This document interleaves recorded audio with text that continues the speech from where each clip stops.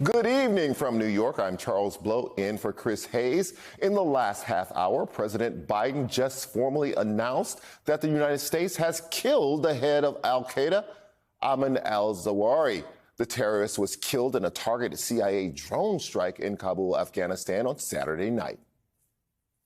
This operation is a clear demonstration that we will, we can, and will always make good on the solemn pledge.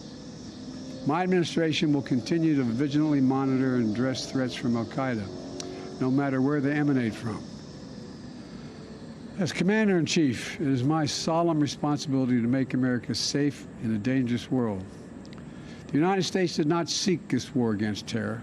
It came to us, and we answered with the same principles and resolve that have shaped us for generation upon generation. To protect the innocent, defend liberty, and we keep the light of freedom burning, a beacon for the rest of the entire world.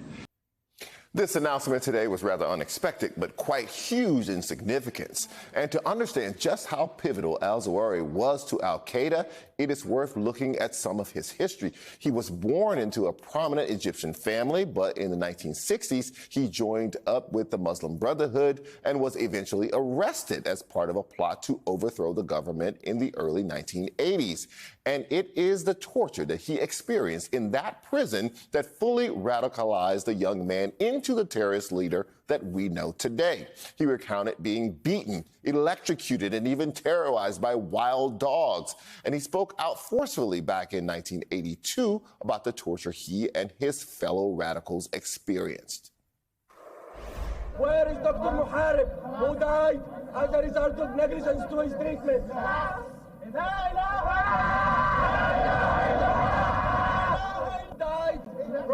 as a result of 3 days of severe torture. Where is Hatem Zaki, the one who is included in this case, but unfortunately he is not here. Do you know why? Because they delivered his body to his family, because he died under torture. Al-Zawahiri was eventually released from prison, and he pressed his followers to embrace more violent and brutal attacks back in Egypt, including an especially horrific massacre at the Luxor ruins, which left more than 60 people dead, including a 5-year-old girl. The young terrorist first met Osama bin Laden when he was a Mujahideen fighter waging war against the Soviets in Afghanistan. The two men would quickly become close. If you recognize al-Zawahiri, it is likely as the right-hand man always sitting next to bin Laden in photographs, as if to show the world how close he was to the head of al-Qaeda. He ingratiated himself to bin Laden, becoming his closest confidant as well as his personal physician. Back in 2011, when bin Laden was killed in a U.S. raid, al-Zawahiri took over as a de facto leader of al-Qaeda, but he never achieved the notoriety of his predecessor. Al-Zawahiri was more intellectual and less charismatic than the reviled terrorists who came before him, and he was plagued by ill health for much of his tenure in charge of the terrorist group. For a while, it was unclear if he was still in charge or even still alive. Nevertheless, al-Zawahiri spent a decade as the United States' most wanted terrorist, with a bounty of $25 million for information leading to his arrest, the largest bounty the U.S. has ever offered for a terrorist, which reflects how eager the government was to get him out of power. Helena Cooper is the Pentagon correspondent for the New York Times, and Lawrence Wright is a staff writer at the New Yorker who has written about Ayman al-Zawahiri, both in the magazine and his book, Looming Tower. They both join me now. Helena, I want to start with you. What do we know about this strike and how they found al-Zawahiri? Hi, Charles. Thanks for having me. A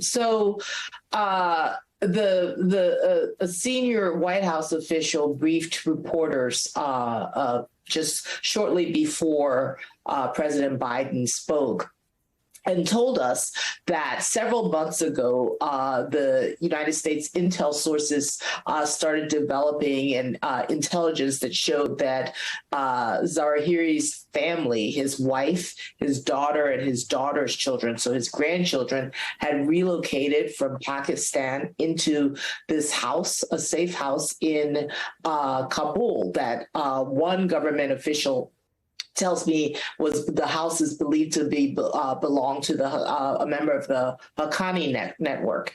The U.S. continued to follow this, and they started developing what they call a pattern of life. They did the same thing, as you will recall, with Osama bin Laden when they first started to suspect that he was in that house in Abbottabad, Pakistan. There was some surprise that Zawahiri was now in Kabul. He had been believed to be in Pakistan.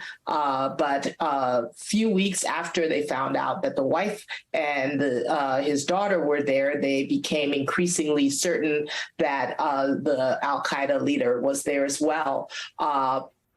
And they've been developing this intelligence since then. They said that they saw him several times on the balcony where he was eventually struck by these two Hellfire missiles. Apparently, intel officials and senior national security officials talked to President Biden about this, and President Biden made the decision a week ago to go in that they would attempt to get Zawahiri with using these two Hellfire missiles in an unmanned drone strike.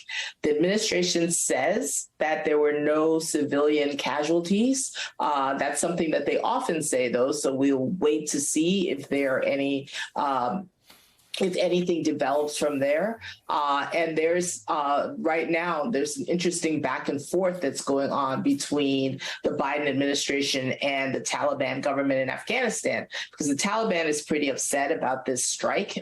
They claim that this is a violation of the U.S. terms, the agreement to withdraw from Afghanistan. But the Biden administration says that that agreement said that the Taliban wouldn't let Afghanistan become a safe haven for terrorists. And there you have Zawahiri staying right there in the capital city in a house in Kabul. Right. So this is going to be something that I think will be litigated for a bit.